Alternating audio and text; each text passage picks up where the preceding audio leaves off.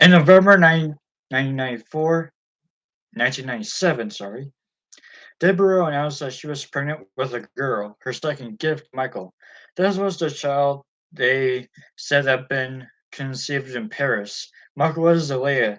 At this time, he bought her a new house in Los Angeles. She moved in with her two pet dogs and seemed happy with her life. Michael anxiously prepared himself for the birth of another baby, excited to see his family grow. Though he and Debbie did not still not live together and never would, they would get along well. She was his friend, the one who had his children. The other woman in his life, Lisa Marie Pusley, was still the one who had his heart, and Debbie knew it. She told me that Michael had Lisa's picture in his bedroom on his nightstand, said Tonya Boyd. Debbie never had any misguided notion that Michael was in love with her, and she's never been in love with him either, I don't think. But he has with Lisa, now that's true love. Debbie told me, I have always known it, she said. I never fought it. I've only encouraged it. She never wanted to come between Michael and Lisa. If Lisa would have had his children, she told me, I never would have done it for him. There would have been no reason for it. On Saturday, February 7th, 1998, Michael got together with Lisa for dinner at the Ivy in Los Angeles. He had telephoned her and said he wanted to take her out for her 30th birthday, which had been about a week earlier. They arrived at the restaurant holding hands. Michael wore a black hat and matching surgical mask. Lisa, a dark blue dress with a gold choker. Because they didn't have a reservation, the manager took them into his office and served them drinks while they waited for a table in a quiet, romantic corner. Once seated, Lisa enjoyed a plate of steamed vegetables. Michael ate crab cakes and a fried chicken. However, he slipped the food underneath his mask rather than take it off. One wonders what it might be like to sit across the table from a person who is eating while wearing a surgical mask.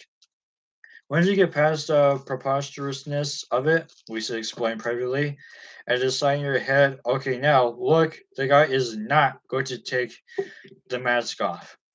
For dessert, they shared a piece of cake decorated with a single candle, which Lisa happily blew out.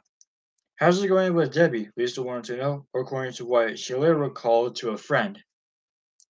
Half heartedly, Lisa said it was okay with his wife.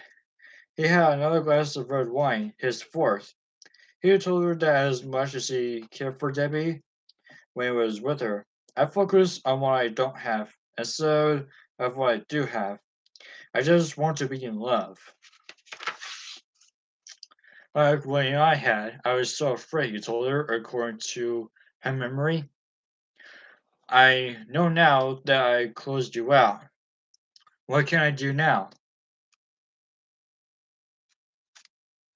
Lisa says that she didn't respond. She no longer had the answers to his problems. Not that she ever did, or the solutions to his life. There isn't much she could propose except perhaps the most basic of offerings between two people with a history who still care about each other. I want you to know, she told him, that if you ever need a friend, I'm here for you. You have such a great heart, Michael, she added, but dude, tell me this. Why you have to be so strange? The two dissolved into laughter, probably realizing that there was no simple answer to that question. After dinner, they strolled down Robertson Boulevard in Beverly Hills, window shopping under the watchful eye of paparazzi. At one point, Michael kissed the top of her head and put two fingers under her chin, lifting as her eyes would meet his. His arms closed around her, enveloping her. They kissed through his silk mask, as if he was some kind of comic book superhero and made all the sense in the world. She then snuggled against him. A paparazzo memorialized the tender moment. The photographs appeared 5 days earlier in a tabloid.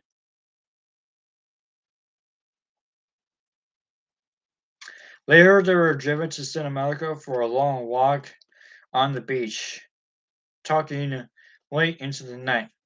I love her, Michael told one of his associates the next day. More than anything, more than anyone, I still love Lisa. We have such a strange connection. His eyes filled with tears. That was my one shot, man, he said. I did a lot of foolish things. I may never get another shot, you know.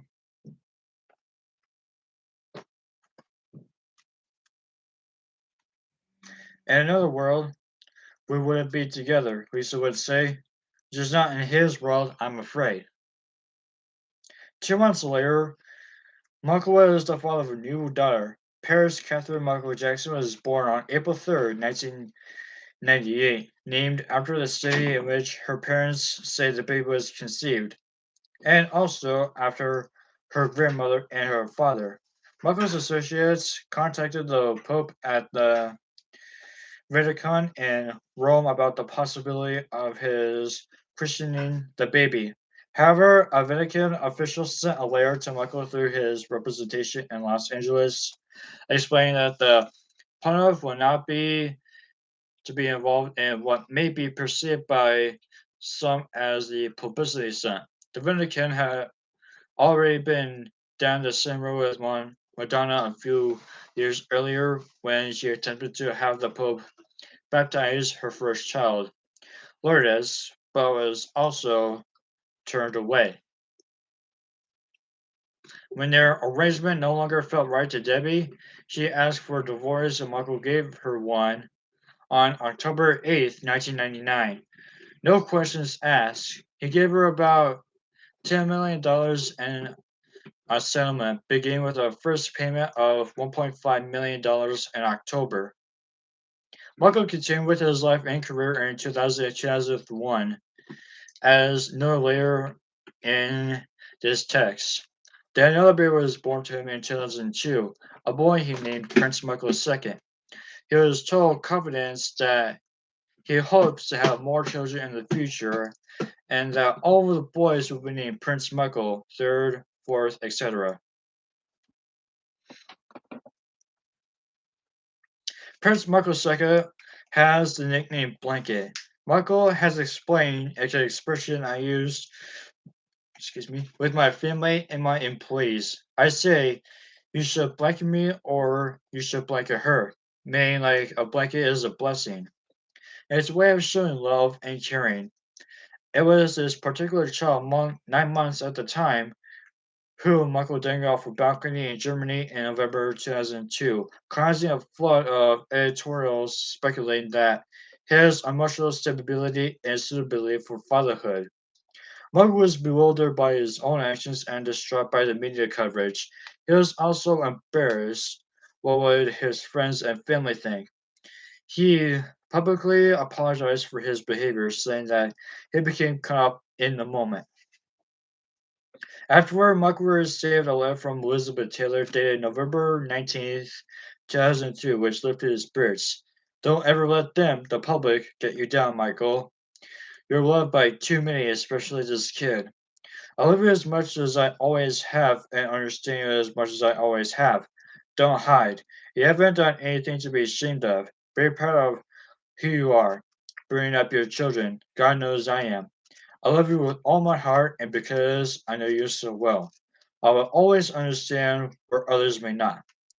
But you know something, screw the others. All my love, Elizabeth.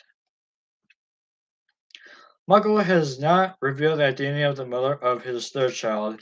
He explained that the other two were a natural conception, meaning he said that he and Debbie had, and that the new baby was a result of artificial insemination.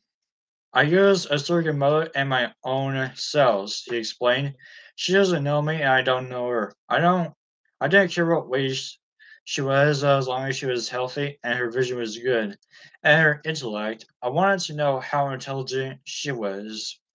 He first knew that the mother was a black woman, then later changed the story and said he didn't know her identity. Prince Michael II was very blonde. Debbie has confirmed that the child is not hers. If he knows who the mother is, Michael has decided not to reveal her name.